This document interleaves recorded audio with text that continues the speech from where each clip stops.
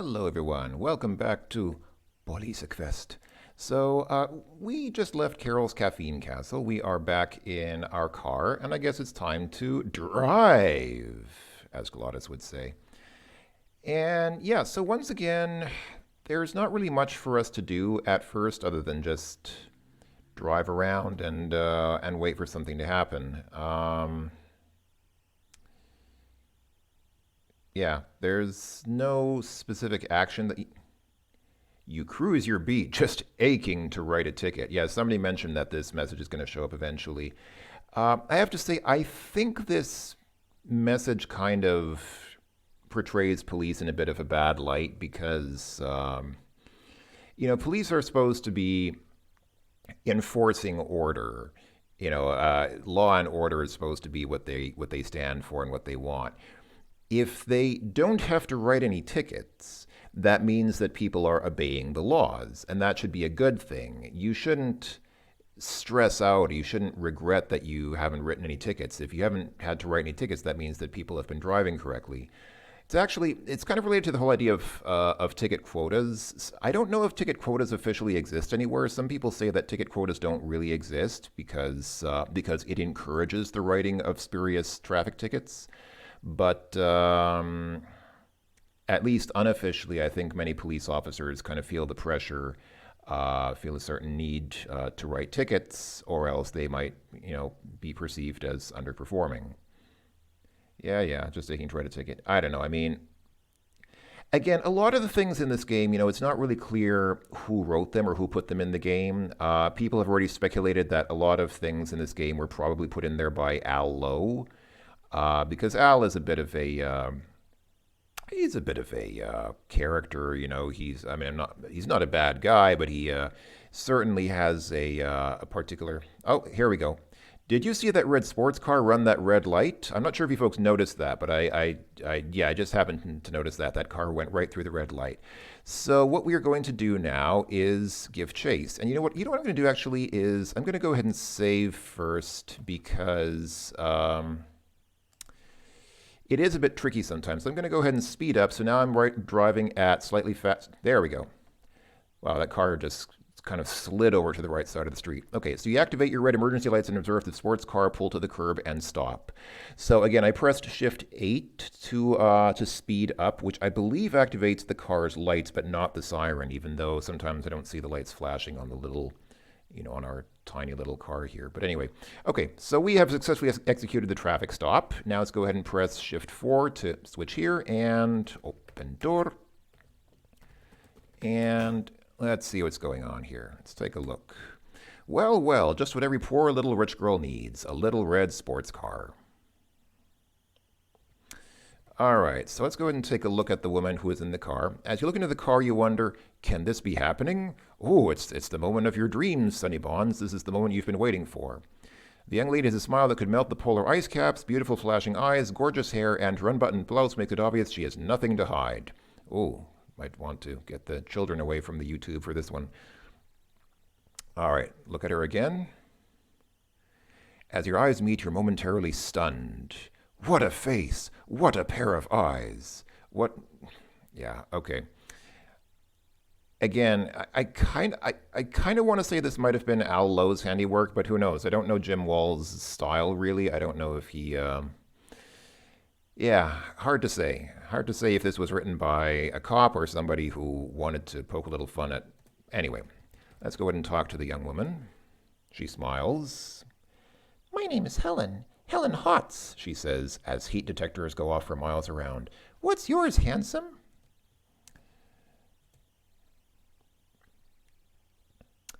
Yeah, okay.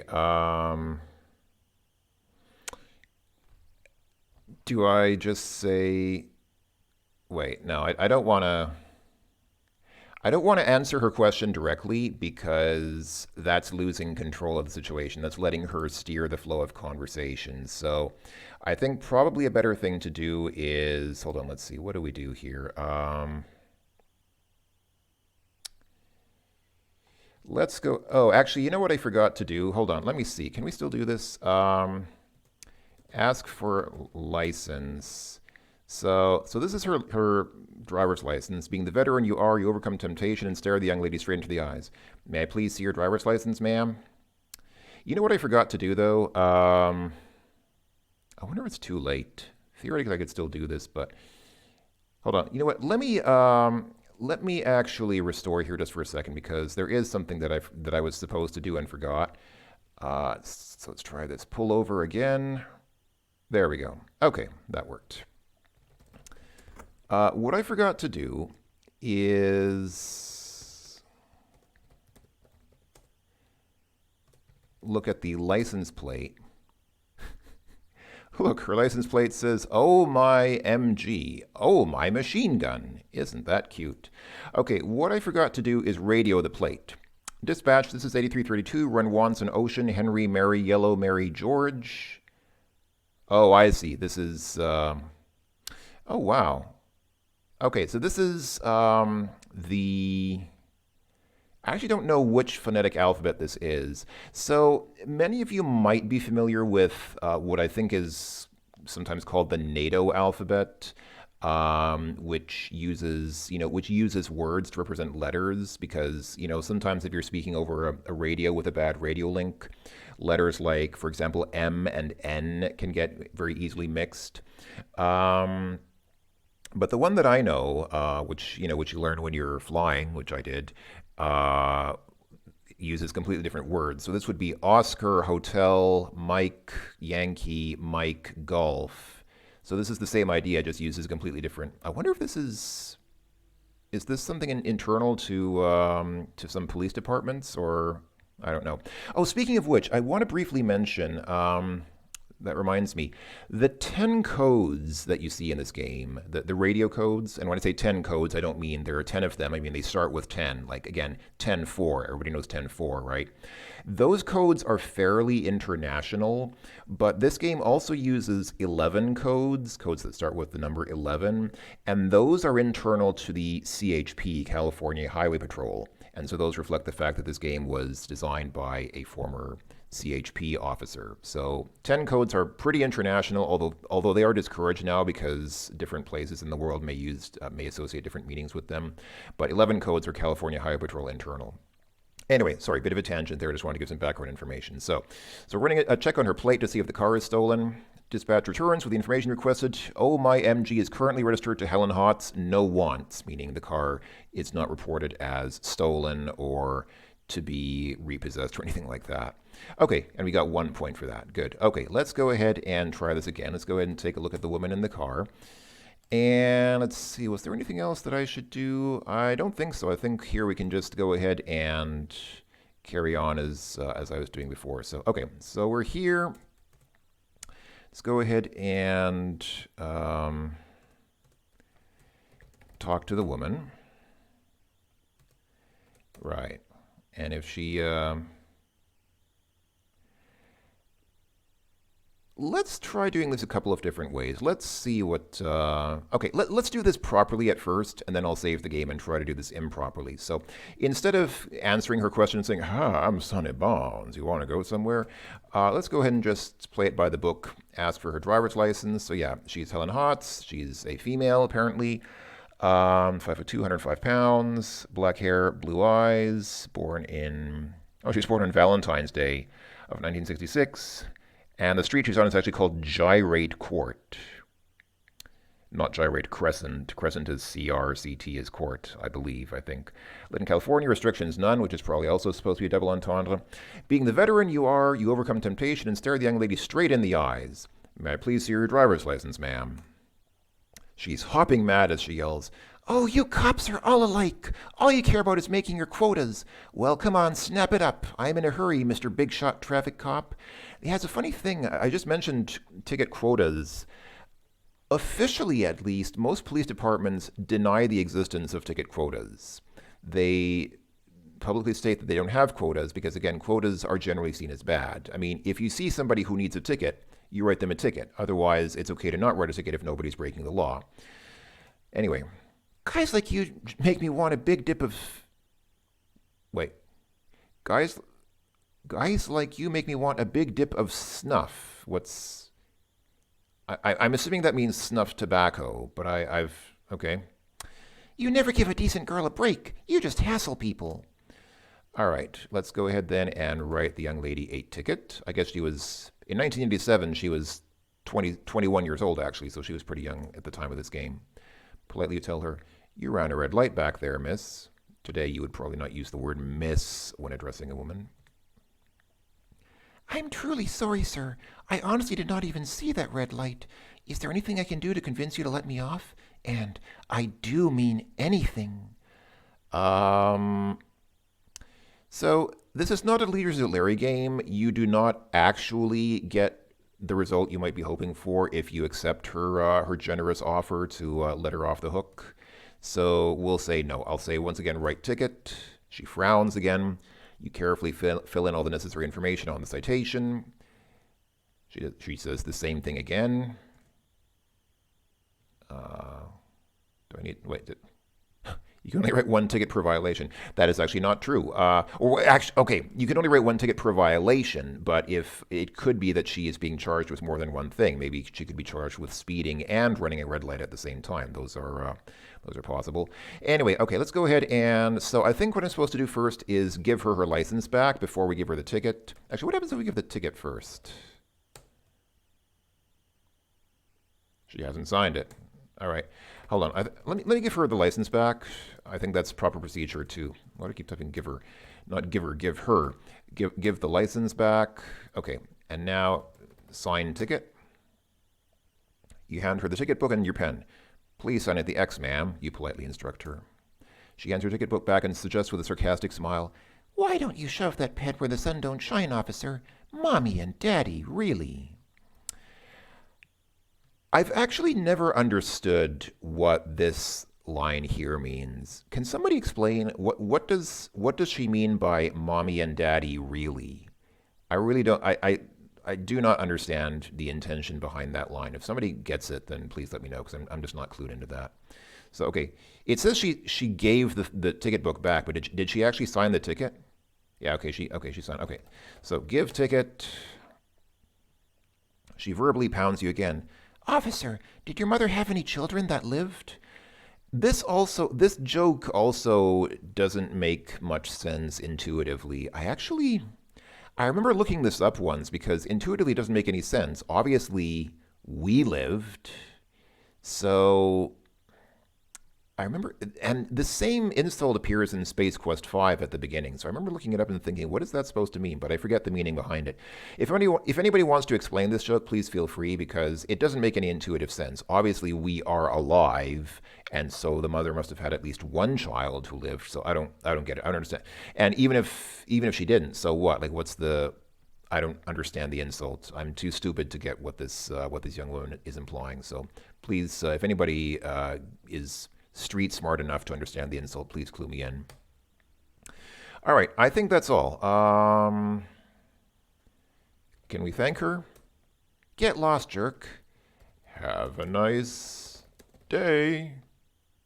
Oh, you can't type an exclamation mark because Shift 1 displays this message. Okay, fine. Then I'll just say have a nice day. Get lost, jerk. All right. I think we're done here. I think we are done. I will go ahead and close the door. And let me just make sure. Did I...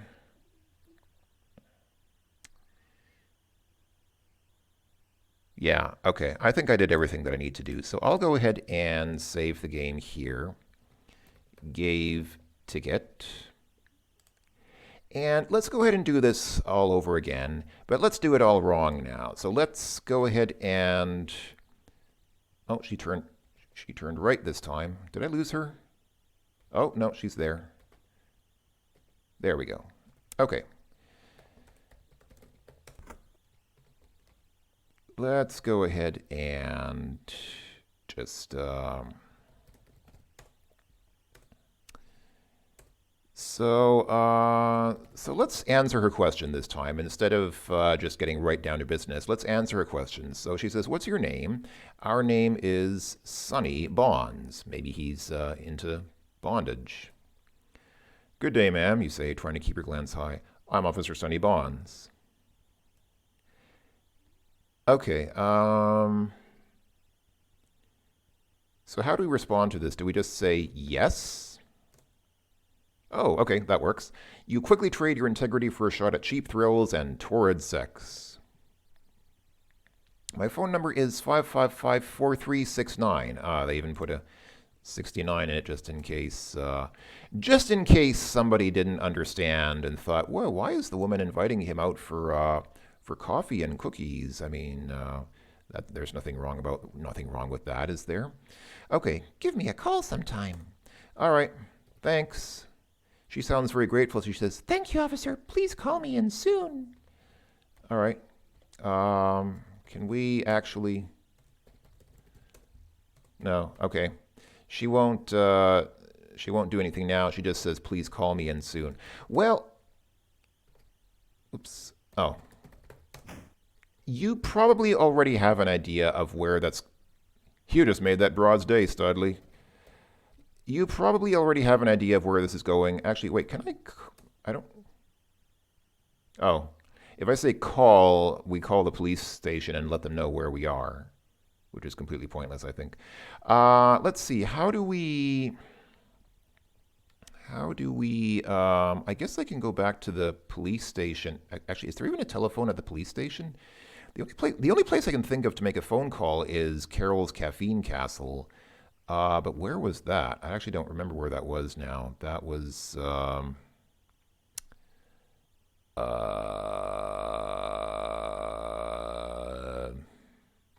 wait, hold on. Let me pause the game for a second. Where was Carol's Caffeine Castle? Because there was that telephone there, obviously, that we got a phone call on. Where is Carol's Caffeine Castle? Um.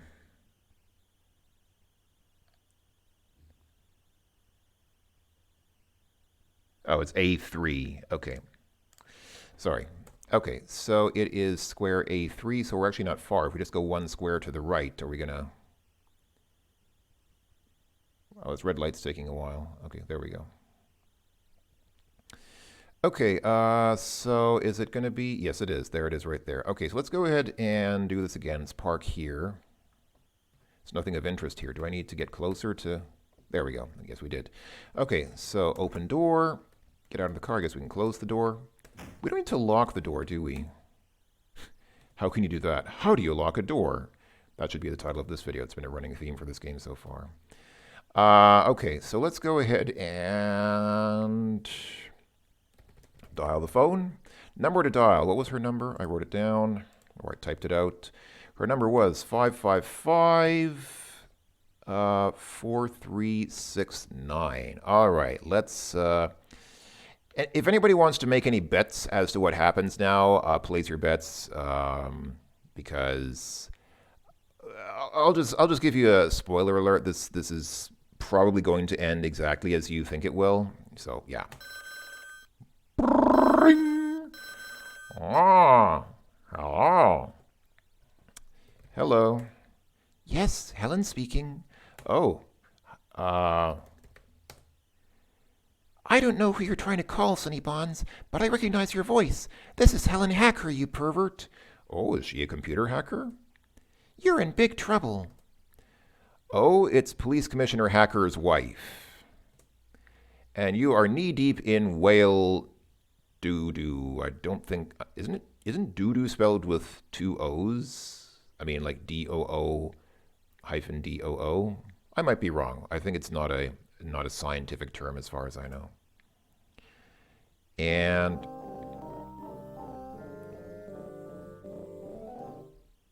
yeah, kind of what you probably might expect would happen. Again, this is not a Leaders of Larry game. It's kind of like, yeah, I know when when you do this kind of thing in Leaders of Larry, then something different might happen. But this is it's a relatively realistic police simulation. Although I don't know where Helen Hotz had the phone number of the police commissioner's wife. I'd actually like to know where she got the phone number of the wife, because that's a bit strange. But anyway, okay, so let's go ahead and load the game where we gave the ticket. And I think we just do the same thing again. Just say drive, and just enraged, the young woman shrieks as you drive off. Your mama wears army boots, you dollar and exclamation mark head. Well, what's wrong with that? I mean, I like army boots. They're durable boots. Army boots are actually very good boots. They don't wear out very easily. So if my mother wears army boots, then that might be a Actually, in all seriousness, like not even joking, I don't know what she means to imply with this. Is she implying that her mother is a lesbian, like a butch lesbian? That's the only thing I can think of, because otherwise I don't understand why this should be an insult. I'm just so naive. Like I sometimes think that I'm a reasonably aware person, but I don't understand this whole mommy and daddy thing. I don't understand, did your mother have any children that lived? And now I don't understand why this is supposed to be an insult. I mean, my actual mother, I don't think my actual mother wore army boots, but if she did, I don't think that would be a bad thing. I don't understand why I should see that in a negative light. If anybody wants to explain that one again, please let me know. I'm just so confused today. I have no idea. How do I interpret modern street slang? I say modern. I mean, this game is from the late 1980s. Maybe this stuff was more common in the 1980s. I have no. Almost ran through that red light there. Anyway, yeah, so once again, we just do the same thing. We just drive around until we get information that we should go somewhere else. So I think we don't have too long to wait, but yeah, it's kind of like that song by I think it's Chuck Berry, isn't it? Oh, I was just going to say that I think the song is from Chuck Berry. It's like riding along in my automobile with no particular place to go, something like that. I've got my, I forget the lyrics. Just like I've got something and no particular place to go. Anyway, dispatch squawks 8332 8332 respond to complaint at Carol's Caffeine Castle. Hey, we were just there. We need to go back. All right. Well, that is not a bad place to go. So this is where you'd respond code 2, basically, which I'm doing now. So basically, yeah, I know. So basically meaning, it's not an emergency. It's not a lights and siren emergency, but it's, come on, how close do we need to be to the curb? All right, here we go. Open door, get out, close door. All right, let's go ahead and check out what's happening here at Carol's Caffeine Castle. Do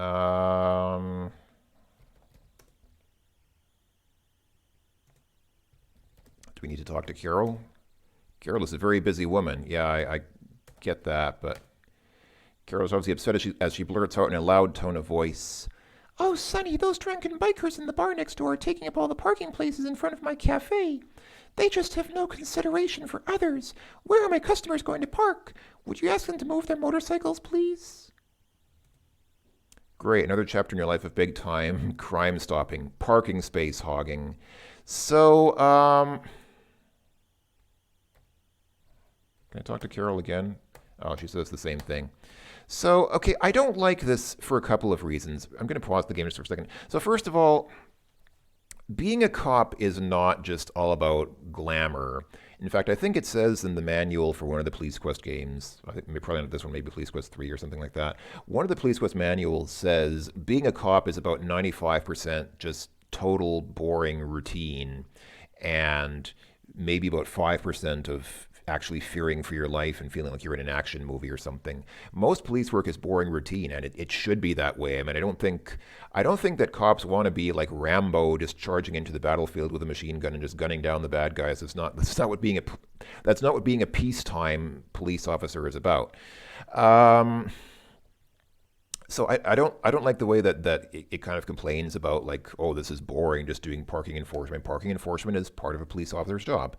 Secondly, I don't know if Carol's complaint is legitimate. So if there's a no parking sign, then that's one thing, but I don't see a no parking sign here. Sometimes it's, sometimes they have that system where like there's a sign way out in the middle of nowhere, like a long way away, and there's an arrow on it. And then way over somewhere else, there's another sign with an arrow pointing at the other sign. So like the two signs are pointing at each other. And that means that from this sign all the way to that sign, there's no parking.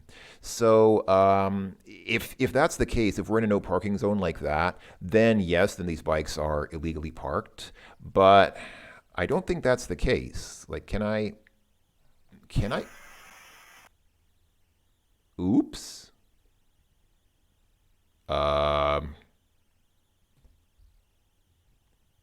Boomsty. Okay, I didn't realize that that would happen. So if you just touch the bikes, they roll over. I did not realize that. Oh dear. That might not be good. I was just going to write a ticket. Can I write a parking ticket? How can you do that? Yeah, see, so here's where the game kind of gets a little bit away from real police simulation and starts becoming kind of like an action movie.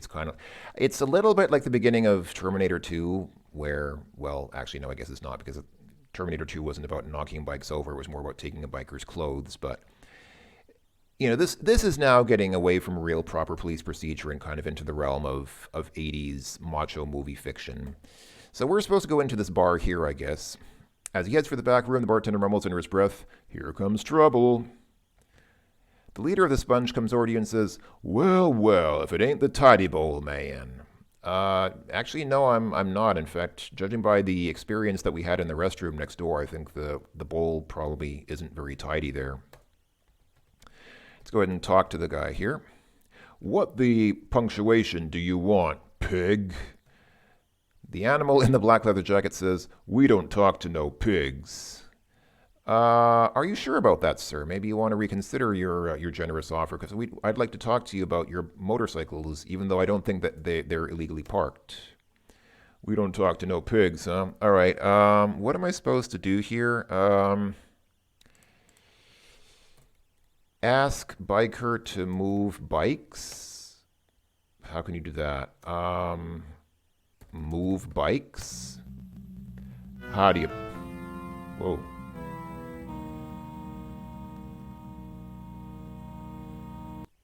Ooh, tense music. Okay, so tense situation. So remember, I said in the last video, I think, the manual defines 3 levels of kind of conflict that you need to be aware of. The first one is purely verbal. So right now we have verbal resistance. In these situations, you need to act accordingly. You can't start using weapons on these people. You can't just go beating up people for no reason. You need to keep it at the verbal level unless they escalate it. So if you're being a good cop, you always have to allow other people to escalate. That means right now we're still at level 1, which is the verbal level. If they escalate to level 2, if one of them tries to, become physical with us, then we can become physical with them and use the, I think we need to use the Nightstick in the game. Again, if one of these guys pulls a gun on us, then you can pull out your gun, not till then. Kind of like that line. Remember that line from Top Gun? Do not fire until fired upon. It's kind of like that. Okay, how do you plan to make us move our bikes, wimp? "Say goodnight, pig. We're going to kick a word that starts with S out of you." "Hey, don't kick the spaghetti out of me. That's mom's spaghetti." Dun, dun, dun, dun, dun, dun, dun. Okay. I think now might be a good time to use the Nightstick. You remove your PR-24 and take a defensive stance. The head biker quickly backs down, saying, "Excuse us, sir. If you're going to be rough with us, we'll just leave quietly." That de-escalated quickly. A couple of things I want to mention. The PR-24 has become a genericized trademark. So there used to be a model of Nightstick. Maybe there still is, but there was a model of Nightstick made by some company called the model of Nightstick was the PR-24, and it was so widespread that the PR-24 has become just a general name for any Nightstick, even if it's not that specific model from that specific company. One thing I do want to clarify. Let me actually let these guys leave. Come on, guys. Let's blow this joint. All right. Oh.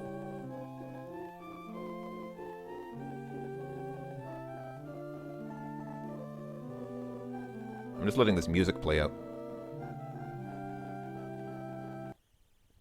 The local working girl seated at the bar seems to know you. She hops from the stool and shouts, by the way, I'm not so naive that I don't understand the term working girl. This doesn't literally mean somebody who's working. It means a prostitute, somebody who accepts holding hands for money. So she hops from the stool and shouts, Sonny Bonds, is that you? My hero. Boy, am I glad you showed up. Those guys had some pretty strange ideas. Ooh, tell me about their strange ideas. I'd like to learn more for the criminal report. You understand? We need to write this down. Tell me, please, what kind of strange ideas are you talking about? Wait, let's look at her first, just because we want to establish eye contact. You recognize Sweet Cheeks Marie as an old chum from high school. She obviously failed stewardess school. Oh dear, poor Sweet Cheeks Marie has fallen on hard times. And I actually just realized that you can make a quite significant double. I didn't mean that as a double entendre, but you can make of that what you will. Let's go ahead and talk to her. What's cooking, good looking? Asks your old friend, Sweet Cheeks Marie. It's been so long, Sonny. I haven't seen you around lately. I just know you want something. I would like $1 trillion. Do you happen to have that? I'm just going to go ahead and save the game here. This woman will be referred to in the future in these games as... This woman has a strong presence in this and in future Police Quest games, so we probably should get used to calling her Marie. And no, I'm not promising with that I will play the next Police Quest games before people start saying, oh, that means Lightblight's going to play all the games in the series. I'm not promising that. Might happen, might not. Let's see. Can we become physical with this woman? Sweet Cheek's eyes brighten. Oh, Sonny, you know I'd just love that, but I'm meeting someone in a few minutes. All right, let's do something that only takes about 10 seconds. No, we can do that in a few minutes. I mean, I can finish in less than 1 minute. Okay, maybe that's not something to brag about, but I'm not bragging. I'm just explaining the situation because... Okay, well, this is probably a good point to stop here, I think. We'll continue this next time. This has been Police Quest. One thing I want to say, you know what, before I forget, one thing I did want to say, if we take a look at the Nightstick, I actually did I did a little bit of reading up on this. Some people might wonder why police nightsticks are shaped like this. Like, why are they not just a stick? Why is there this sort of thing on the side? It's actually because it's supposed to be for self-defense. So the thing is, police clubs like this used to be just a straight club. It was pretty much just a bar. And police would often misuse that for just, beating people. The thing about a thing like this, with the thing on the side, it's made to be held with two hands.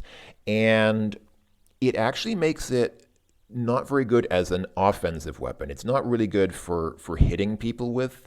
It makes it better for blocking and defending with. What's really nice is that if somebody tries to hit you, like if somebody's got a stick of their own, let's say, and they try to hit you and you're holding this across your chest as in defense, their blow will start sliding. Like if they hit you on the side of the nightstick here, it will slide along the stick and it will stop here. It will stop at this catch. So instead of sliding off this stick and possibly hitting you, it will catch on this thing here. So this the nightstick that's shaped like this is really well suited to being a defensive weapon. You need to train to use it properly, but it's meant to be, it's for the public's sake, folks. So, the reason why nightsticks are shaped like this is not to make them more lethal or more dangerous. It's quite the opposite. It's because this kind of shaped weapon is mostly for blocking and defense. It is not as good an offensive weapon as just a straight club. That's why most cops now carry nightsticks like this. So it's for the public's protection. It is to prevent police from abusing these nightsticks against hapless members of the general public. So there you go.